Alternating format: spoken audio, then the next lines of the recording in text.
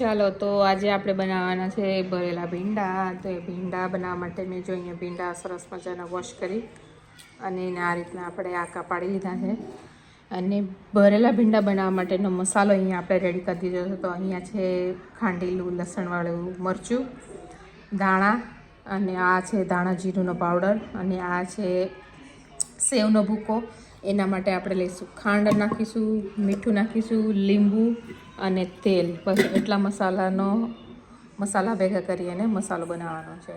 તો ચાલો બનાવીએ ભીંડા ભરેલા. તો હવે અહીં આપણો ભીંડાનો મસાલો એકદમ રેડી થઈ ગયો છે. તો હવે આપણે એને ભીંડામાં ભરી લઈએ. હવે આપણા ભીંડા ભરાઈને રેડી થઈ ગયા છે.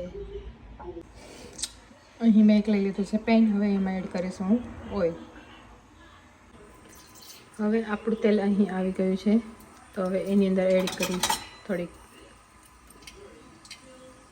રાઈ, જીરું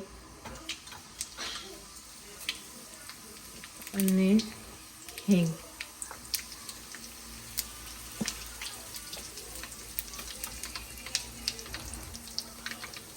એક ચમચી હળદર, ભીંડાની શીંગો.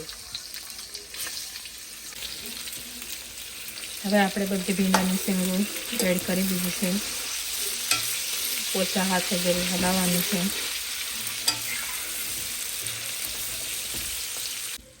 જો બધું બરાબર મિક્સ કરી દીધું છે. હવે આપણે એને થોડીક વાર ઢાંકીને ચડવા દઈશું.